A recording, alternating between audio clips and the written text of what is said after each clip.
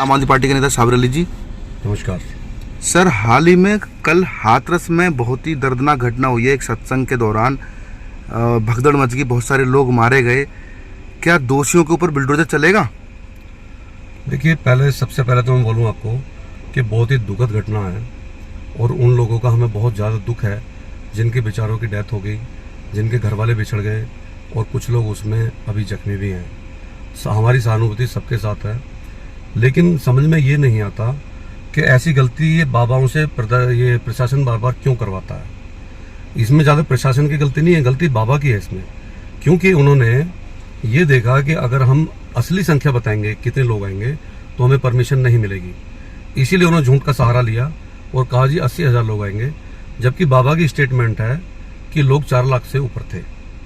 तो हम ये जानना चाहते हैं कि एक तो सबसे पहले बाबा को और जो उनकी कमेटी है उस कमेटी को ये सोचना चाहिए कि हम लोगों की जान के साथ खिलवाड़ ना करें।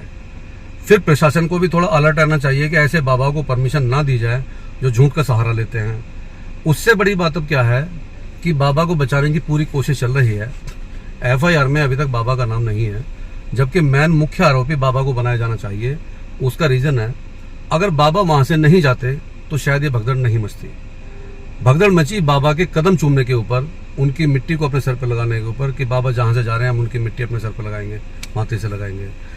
एक तो बात ये समझ नहीं आती कि हम लोग हमारे हिंदुस्तान में, मैं सभी को बोल रहा हूँ, बाबा को इतनी तवज्जो दे देते हैं कि वो दिन रात चौधरी करके ऊपर चढ़ते जाते हैं। अब आप ये देखें कि इन बाबा की अगर असली फोटो हम आपको दिखाएं तो आप देखेंगे कि बाबा नजर आते हैं, क्या नजर आते हैं, अभी हम आपको फोटो दिखाएंगे। लेकिन उससे पहले मैं आपको बता दूं कि बाबा के पास मकान कितने हैं कोई लिमिट नहीं, पैसा कितना है कोई लिमिट नहीं। ऐसा कौन सा खजाना बाबा को मिल जाता है जिससे इतनी दौलत आती है? क्या लोग उन पे खजाना लुटाते हैं या सरकार उनको देती है? ये बात आज तक समझ नहीं आई। जब तक बाबा को ढोंगीपन बंद नहीं होगा तब तक इसी तरह के एक्सीडेंट होते रहेंगे। दूसरी बात एक और मैं कहना चाहता हूँ कि जब शादी होती है तो दूल्हा सिर्फ अकेला होता है, लेकिन एक कानून यह है कि यदि उसमें कुछ किसी तरह की प्रॉब्लम आती है और केस चलता है तो उस कानून के तहत जितने लोग बारात में गए थे उन सबको कोर्ट में पेश होना पड़ता है। जब ये प्रावधान हमारे यहाँ है तो फिर बाबा के ऊपर केस क्यों नहीं? बाबा के ऊपर केस होना चाहिए, क्योंकि मुख्य आरोपी जो है बाबा हैं और जितने उनके चेले जपाटे हैं, जो उनकी कमेटी है, इन सबके खिलाफ मुकदमा दर्ज होकर और इनको जेल भेजना चाहिए ताकि दोबारा ऐसी कोई वारदात ना हो। अब हम आपको बाबा की वीडियो दिखाते हैं, उनको अब देखना, वो देखने में कैसे लगते हैं। ये देखिए, तो बाबा की फोटो देखने के बाद आपने समझ लिया होगा कि बाबा कितने बड़े बाबा हो सकते हैं और क्या उनका रहन सहन है। बाबा बड़े कोट पैंट और टाई में रहते हैं। ये बाबाओं की असली यूनिफॉर्म है, इस पर आप जरूर ध्यान दीजिएगा। सर, हाल ही में कुछ दिन बाद कावड़ मेला शुरू होने वाला है, भोले भक्त कावड़ लेके आएंगे। इस दौरान उत्तर प्रदेश के जो CM है वो मीटों की दुकानों को बंद करवा देते हैं। क्या इस बार भी ऐसा होने की संभावना है? सर देखिए, जो जहाँ तक मीट का सवाल है, ये बात मुझे समझ नहीं आती, बिल्कुल गलत है। क्योंकि मीट सभी लोग खाते हैं और मीट की कोई भी चीज़ जो बंदा कोई खाता है उसमें कोई नहीं खाता तो ना खाए, उसको जबरदस्ती तो करता नहीं।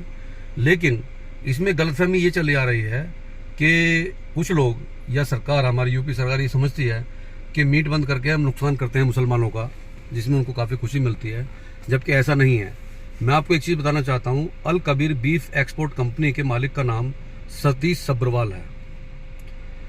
खान चाचा रेस्टोरेंट के मालिक का नाम नवनीत कालरा है।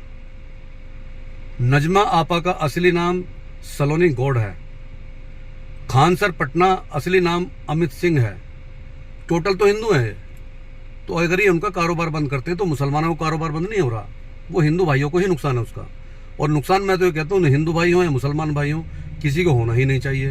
भाई आप नहीं खाते तो आपको कोई जबरदस्ती नहीं करता आप खाइए, इसलिए आप किसी खाने पीने पाबंदी क्यों लगाते हैं धर्म के नाम पर?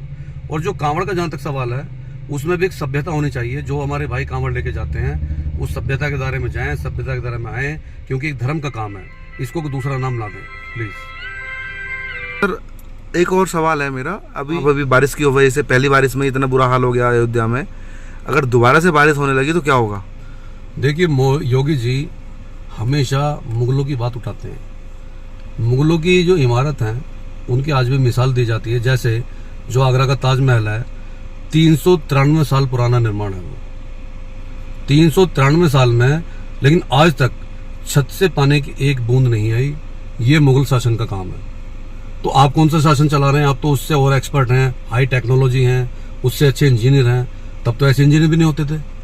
सड़क छाप जिनको हम कहते हैं, बेलदार और मिस्त्रियों को बना हुआ ताजमहल है, लेकिन वो इतने अच्छे कारीगर होते थे कि इतने टाइम के बाद भी आज तक एक बूंद पानी किसी छत में नहीं आता है।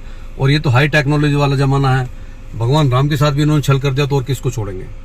इससे मैं सहमत नहीं हूँ।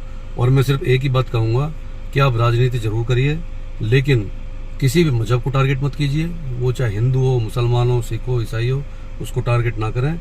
देश को देश की तरह चलाएं, प्रदेश को प्रदेश की तरह चलाएं। इसी के साथ जय हिंद, खुदा हाफिज़।